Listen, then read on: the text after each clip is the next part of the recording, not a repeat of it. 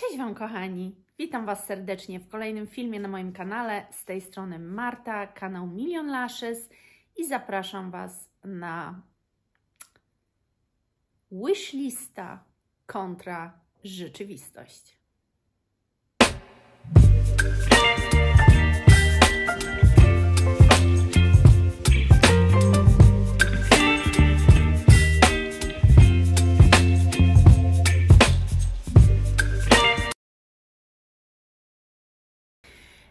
Postanowiłam zupdate'ować Wam moją wishlistę, ale nie w takim sensie, że znowu Wam będę podawała zapachy, które na mojej wishliście się znalazły, bo ja myślę, że dla większości to jest normalne i nie zdziwią się, że wishlista cały czas podlega jakimś aktualizacjom, a jeszcze przez te nowości perfumowe, które zaczęłam prowadzić, to już całkowicie powstają takie ciekawe, intrygujące zapachy, że ciągle coś do tej wishlisty jest dodawane.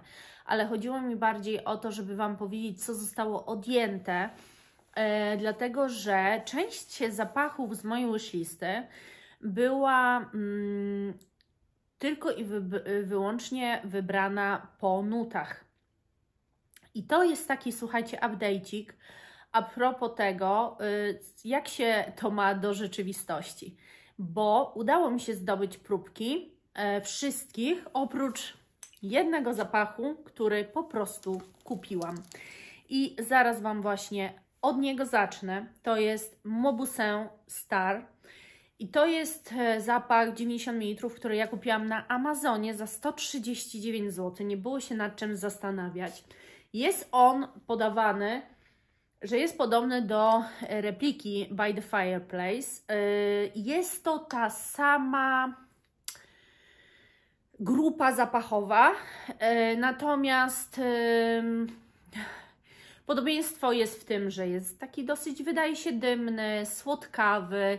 By the Fireplace jest dużo ostrzejszy. Natomiast dużo z Was mi pisało, że Mauboussin ma bardzo słabą trwałość. Przyznam się Wam szczerze, że uważam inaczej.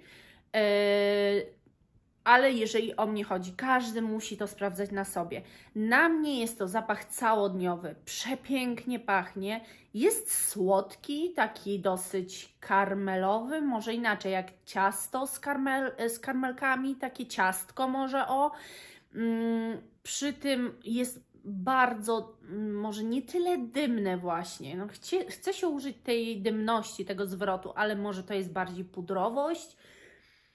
Jest to zapach nieprzesłodzony, nieprzelukrowany. Tu jest wszystko wyważone. To jest idealnie zbalansowany, taki dosyć chyba jedzeniowy zapach, bo bardziej się skłaniam ku temu, że czuję tu jakieś takie jedzeniowe konotacje niż naturę. Na pewno o naturze tu nie bardzo coś mogłabym powiedzieć, natomiast z jedzeniem jak najbardziej. Przepiękny jest ten zapach i bardzo się cieszę, że kupiłam go. Nie żałuję złotówki na niego wydanej, jeszcze tak małej. Piękna jest ta buteleczka, ciężko ją ustawić jest na tym moim podejście, który Wam już pokazywałam, ale stoi i nie ma żadnego problemu, tylko po prostu wypycha najwyżej jakieś inne zapachy, ale jest naprawdę świetny jest ten zapach. Bardzo się cieszę, że go kupiłam. Bardzo fajnie, że po nutach wybrałam go do mojej wishlisty i chciałabym tylko powiedzieć, że ja go wybrałam, bo on miał być bardzo mocno gourmandowy, a on bardziej jest Lancôme, słuchajcie, Trésor la Nuit gourmandowy niż to. On nie jest aż tak gourmandowy, jest dosyć mocno pudrowy i przez tę pudrowość traci troszeczkę ten taki gourmandowy wydźwięk, ale nadal jedzeniówka bardziej niż coś z naturą. Dobra, przejdźmy dalej. Dalej z takich zapachów, które były totalnie tylko po nutach wybrane, to było Tiffany & Co. i to było Rose Gold Intense. Mam próbkę, chwilka, mam próbkę i to jest, słuchajcie, zapach dla mnie no nijaki, totalnie. To jest, zapach mi przypomina luksusową skórzaną torebkę damską, ale to nie jest zapach skóry, jaką Wy kojarzycie i znacie, czyli taką ostrą, stary fotel skórzany, stara walizka, neseser jakiś. Nie.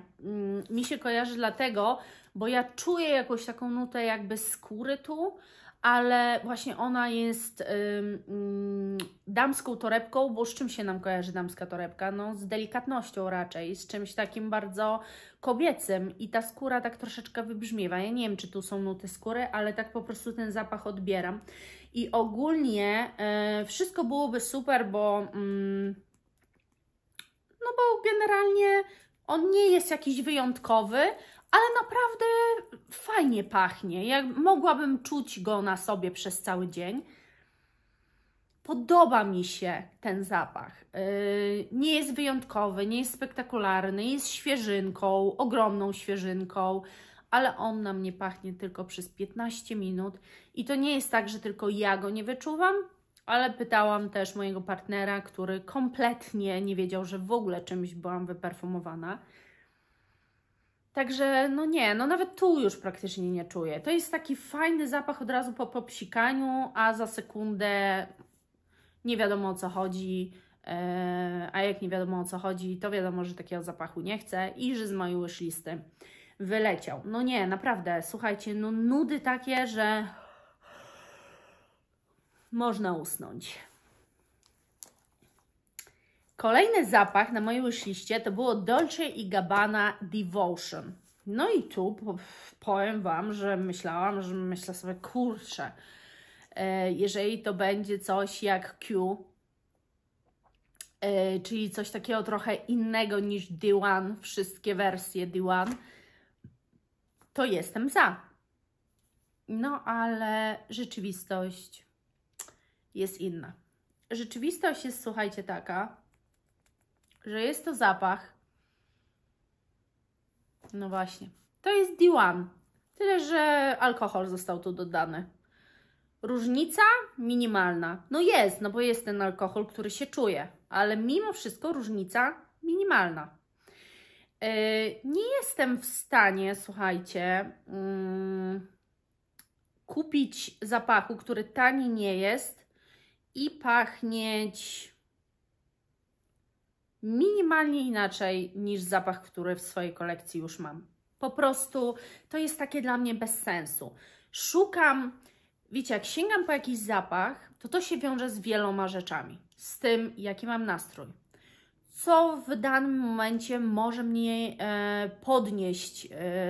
Nie chodzi o podniesienie na duchu, nie trzeba podnosić na duchu, ale podnieść w sensie dać mi takie poczucie sprawczości, że mogę zwojować świat, mi zapachy to dają. I może to dla kogoś być śmieszne, może to dla kogoś być ironiczne. Mogę się wydawać śmieszna, dziecinna albo jakakolwiek, co chcecie sobie możecie myśleć, ale mi zapach definiuje dzień. To, jak ja będę działała, co będę robiła, jak mi się będzie pracowało, jak będę realizowała swoje projekty, to definiuje zapach. Dlatego ważne jest, żeby był długotrwały, dlatego że ja go muszę czuć cały dzień, bo ja muszę być na takim powerze cały dzień, więc ten zapach jest zbyt podobny do tego, co mam. Poszukuję czegoś innego, żebym wiedziała, po co sięgam i dlaczego po dany zapach sięgam. Wyleciał z mojej wishlisty. Dlatego. Kolejny był, słuchajcie, Elisab Elixir. I Elisab Elixir to jest dla mnie, i wiem, że Ewa bardzo lubi i też ma, ale jednak ja wolę tę linię Girl of Now, bo ten zapach dla mnie nie pachnie niczym. Naprawdę, ja nie umiem z niego wyodrębnić kompletnie nic. Dla mnie to jest tak nijaki zapach, że coś jak Karl Lagerfeld właśnie, który tworzy zapachy nijakie. Dla mnie to też jest zapach nijaki. Ja niczego tu nie wyczuwam. To jest świeży, to mogę Wam powiedzieć, ale poza tym nie wyczuwam żadnych nut. Ja nie wiem, w jaką stronę ten zapach idzie, co on sobie ma, czym on może pachnieć, co może być w nutach. Nie umiem o tym zapachu powiedzieć kompletnie nic. jego trwałość na mnie jest beznadziejna. To jest dosłownie godzinka czasu i ja nie wiem już nic, że ja w ogóle byłam rano czymkolwiek popsikana. I dlatego czasami mnie to frustruje, wiecie, bo jak się trafi i się testuje fajną próbkę i czuć ten zapach cały dzień, no to jest jeszcze, który Wam się podoba, to jest super, ale jeżeli ja nie czuję po godzinie, to tak się zawsze zastanawiam, no i co, mam iść po tą próbkę i dokładać tego zapachu? Albo może powinnam jakiś wybrać sobie zapach na ten dzień, którym będę pachniała, bo mi nie zależy, żeby mnie otoczenie czuło. Mi zależy, że ja muszę sama siebie czuć. Bo tak jak mówię, to mi definiuje dzień, więc ja nie wiem wtedy, co mam zrobić. Jestem taka, wiecie, nie wiem, a może jednak czymś się wypsikam swoim, no bo to mi nie działa. Także z tym testowaniem próbek to jest strasznie ciężka sprawa. I właśnie chciałam się odnieść do Moni, która mi przysyła zawsze próbki. I ja ostatnio nie zrobiłam filmu o 11 chyba próbek dostałam zapachów. 3 zapachy z tych 11 znalazły się na mojej wishliście. To było Green Lover. Jedna z Was sobie ten zapach kupiła i jest bardzo zadowolona, z czego się bardzo cieszę. Bardzo zielony, fajny zapach. To właśnie od Moni, Lush i Mugler. I muszę powiedzieć, że cała reszta, ja po prostu nie czuję tych zapachów, no kompletnie. Nie wiem, co jest, już pisałam do Moni, bo Monia znowu chciała mi odlewki wysłać do testowania, ale ja po prostu się męczę, bo jak ja mogę testować coś, czego nie czuję? Ja nie wiem, co mam Wam później opowiedzieć o danym zapachu, przecież to jest bezsensowne. Słuchajcie, testowanie u mnie zapachu to nie jest jeden dzień, ja muszę na to poświęcić 2 dni, bo pierwszy dzień to jest takie rozpoznanie i skupianie się na trwałości. A drugi dzień dopiero się skupiam, co ja tak naprawdę czuję w tym zapachu, czy mi się on podoba, czy nie podoba, co ja w nim lubię. Jeżeli ja tego zapachu nie czuję po godzinie, to ja nie wiem, co ja w nim lubię, co ja mam Wam o nim opowiedzieć. I dlatego trudne jest w ogóle testowanie z próbek. Czasami się już decyduję na zapach, słuchajcie, i kupuję i w ciemno. I powiem Wam, że te w ciemno zakupy na ogół mi się bardzo sprawdzają. Bo jeszcze jest taka kwestia, że jak idę do perfumerii, na przykład jestem, nie wiem, czy w Douglasie, czy w Sephorze, idę powąchać sobie zapachy. Ostatnio tak było. Byłam w galerii, myślę, idę powącham sobie zapachy. I słuchajcie, no po 5 zapachach nie czuję już żadnego innego. 5 zapachów to jest niewiele, żeby to przetestować. Nie mam też tyle nadgarstków. Muszę się zdecydować na jedne, które sobie ponoszę przez jakąś tam część dnia, powiedzmy, żeby sprawdzić, czy jednak mi się podoba, czy nie. No reszty nie mam na czym przetestować, bo nie będę się obsikiwać cała po ubraniach i tak dalej, bo też troszeczkę inaczej zapach wybrzmiewa na ubraniach, troszeczkę inaczej na Waszej skórze. No i generalnie zawsze mam takie, no dobrze, no poszłam, ale w sumie nic z tego nie wyniosłam, bo zapachów nie pamiętam, a ten, który testuję na nadgarstku, to zapomniałam, który to był, bo tak na ogół się dzieje, słuchajcie, także ja testowanie perfum to nie jest taka strasznie prosta sprawa, naprawdę, dla mnie przynajmniej. I jest jeszcze jeden zapach, który był na mojej wishliście, to jest Shiseido Zen. Nie mam próbki, bo ja ten zapach kupiłam. Ja ten zapach kupiłam i już tego zapachu nie mam. Poszedł sobie dalej w świat i to chwilę po zakupie, dlatego że no kompletnie nie spełnił żadnych moich oczekiwań. To taki dosyć vintage'owy wydał mi się zapach, taki no nie trafiający do mnie zupełnie, nie spodobał mi się w ogóle. Jest niby taki zielony, ale jakby aldehydowy, trochę za mocno alkoholem było czuć w nich. Nie rozwijał się na mnie, był bardzo krótkotrwały, też nie wyczuwałam go za bardzo. Troszeczkę było to duże rozczarowanie, bo się spodziewałam, że jak Shiseido to będzie coś niesamowitego jak Ginza, ale wiem, że tak nie można myśleć. Nie wiem, człowiek zawsze podświadomie próbuję sam siebie przekonać, że no słuchaj, no ale tej marki masz już takie i takie zapachy, wszystko Ci się sprawdza, możesz w ciemno walić. Czasami możesz w ciemno walić, a czasami nie. No i powiem szczerze, że w te Shiseido przecież bez próbki w ciemno, tak naprawdę tylko znając nuty, się zdecydowałam i pożałowałam. No i dlatego zawsze wolę poprosić gdzieś o te próbki, czy nawet jak jestem, to często proszę, nie odmawiają, słuchajcie. Na ogół nie odmawiają. Nie wiem, czy się spotkałam z taką odmową, że ktoś mi powiedział, że mi nie da próbki. Chyba nie. Może mam dar przekonywania, albo nie wiem. Ja zawsze się uśmiecham do ludzi, więc ciężko jest odmówić komuś, kto się do ludzi uśmiecha. Naprawdę.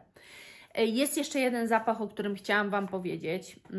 To nie jest związane z moją wishlistą, może pośrednio, ale nie bezpośrednio, bo tego zapachu na mojej wishliście nie było, ale o marce Montal Wam mówiłam, chyba, a może to gdzieś w komentarzach tylko napisałam, że ogólnie interesuję się marką Montal, chyba Agnieszce napisałam w komentarzu. One mają takie śmieszne, dezodoranckie opakowania, co mnie śmieszy, w sumie nie podoba mi się to, śmieszy mnie trochę, ale jest to marka dosyć droga. No i tak sobie pomyślałam, że może chciałam coś wypróbować i dostałam zapach Montal Chocolate Greedy. Taki sobie sama wybrałam, o taki poprosiłam, bo chciałam, oczywiście szukam dalej idealnie gourmandowego zapachu. Słuchajcie, to jest zapach bardzo, bardzo mocno, to jest 100% ciasto czekoladowe. Tylko właśnie nie czekolada, a ciasto czekoladowe. I wiecie, no jaki wydźwięk ma ciasto czekoladowe? Dosyć pudrowe, takie... nie ma żadnej świeżości, ani ostrości, dosyć pudrowe. To jest piękny zapach, byłby mój ideał takich zapachów jedzeniowych. Natomiast nie wiem dlaczego. On nie ma na mnie żadnej trwałości. I nie wiem, czy to jest kwestia tego, że mój nos po pewnym czasie już nie wyczuwa ciasta czekoladowego, czy to jest dlatego, że one takie po prostu są, wbrew pozorom, bo to, że płacicie za jakiś zapach z 1000 zł, to nie znaczy, że on będzie na Was trwały, bo to wszystko też zależy od Was, tak? I tak naprawdę mam mieszane uczucia, bo z jednej strony zapach jako zapach podoba mi się niebywale, musielibyście sami powąchać, ale 100% ciasto czekoladowe, tylko żeby to trwało i trwało, żebym ja mogła to czuć i czuć, a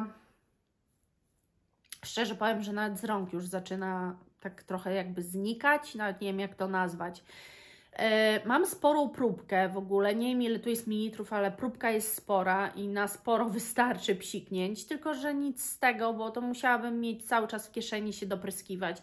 Nie cierpię tego, ale naprawdę zapach jest przecudowny i bardzo bym Was prosiła, jeżeli znacie markę Montal, macie jej jakieś zapachy, żebyście mi w komentarzu napisali, czy u Was ta marka jest trwała.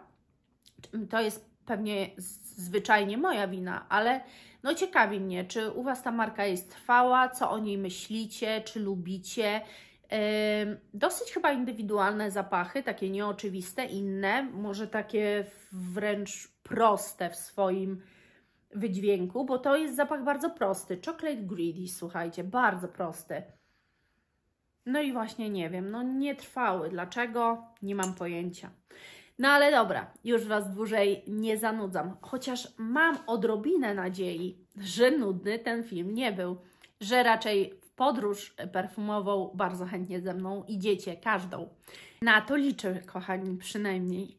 Ja za dzisiaj serdecznie Wam dziękuję, zapraszam Was na kolejny mój film. Do zobaczenia. Buziaczki!